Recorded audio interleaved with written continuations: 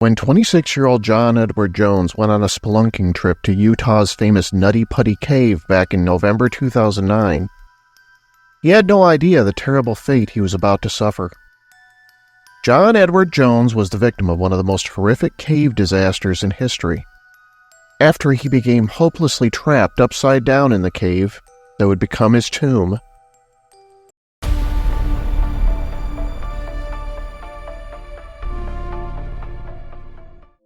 the Nutty Putty Cave is located about 55 miles away from Salt Lake City, Utah, near the city of Pleasant Grove.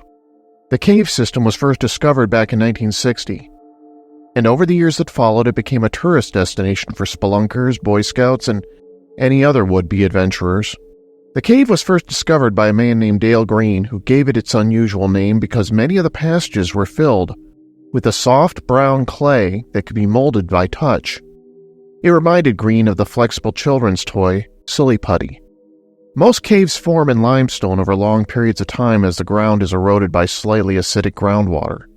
Nutty Putty Cave is also made of limestone, but it's what is known as a hypogenic cave, meaning it was formed when superheated water was forced upward from below, eating away at the cave wall to form the twisting cave shafts.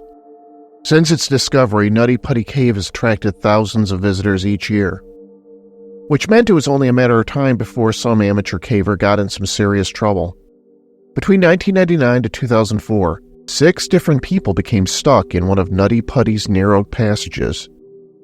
It's probably good to point out that 3 of the tightest squeezes throughout the cave system are known as the Helmet Eater, the Scout Eater, and the Birth Canal. That last one is so named because that's what it sort of looks like before it opens up into a much wider chamber. Even though all 6 of the trapped cavers made it out of Nutty Putty alive, the Utah County Sheriff's Office search and rescue team got tired of having to save tourists from the cave. Then in 2005, after 4 hikers drowned in a nearby cave on Y Mountain, Nutty Putty Cave was closed off, citing safety concerns. It was only reopened in May 2009 after a new reservation system was established, which only allowed 1 group at a time to enter.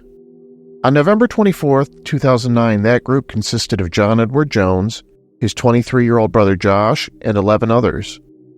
At the time, John was married to his wife Emily. The couple had a 1-year-old daughter at home and a baby on the way. John and his brother Josh had always loved exploring caves when they were kids, although it had been years since John had gone into any cave. And at 6 feet tall and 200 pounds, he was a lot bigger than he was the last time he'd gone spelunking. A lot of caving involves inching your way along on your belly as you make your way into wider crevices. About an hour into his expedition, John decided he wanted to try to make his way through the cave opening known as the Birth Canal. This was an especially tight squeeze. John found what he thought was the right tunnel, and he proceeded forward head first, moving himself using his hips, stomach, and fingers. But as John inched his way deeper and deeper into the tunnel, he soon realized he'd made a terrible mistake. There came a point where John had to go into this narrow crevice head first and upside down.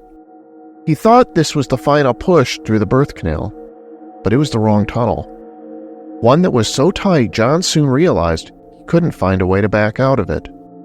John was stuck in a space that was barely 10 inches across and 18 inches high, about the size of the opening of a clothes dryer. John's brother Josh was the first person to find him.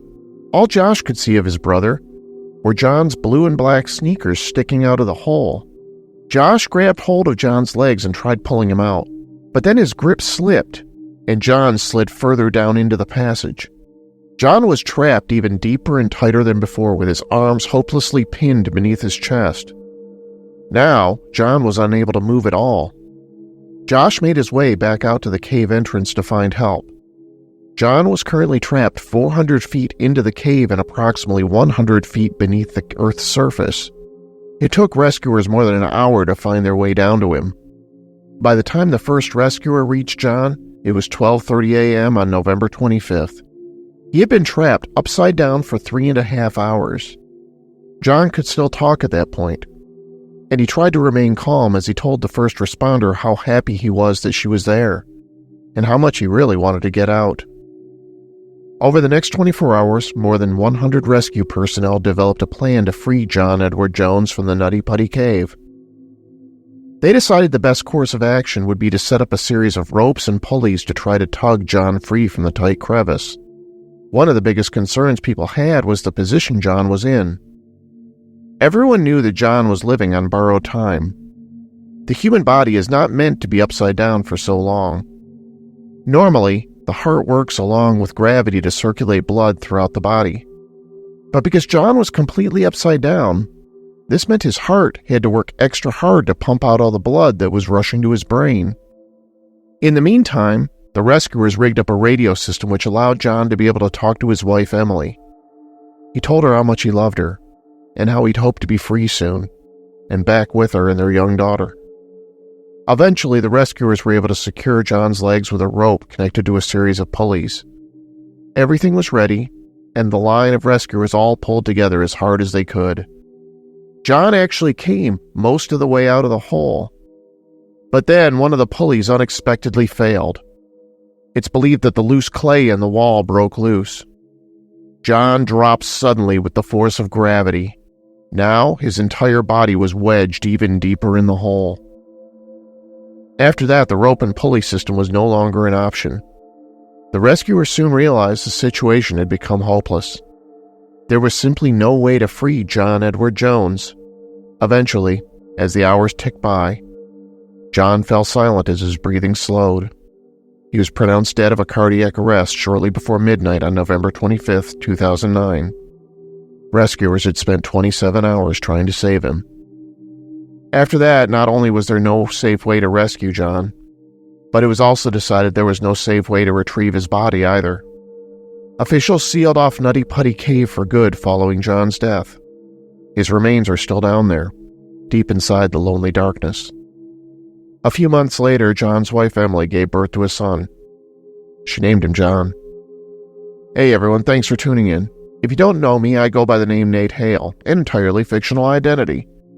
I currently do a successful podcast known as The Conspirators, in which I talk about all things strange, horrible, and mysterious that have really happened throughout history. And I'd love to be able to turn this YouTube channel into a success as well, bringing you stories of the weird and macabre regularly. If you made it this far, I really appreciate you watching this video.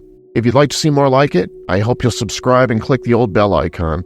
And if you have episode suggestions, please leave them in the comments below. Oh, and if you're interested in checking out the podcast, there's also a link in my bio. Thanks again, and I hope to see you soon.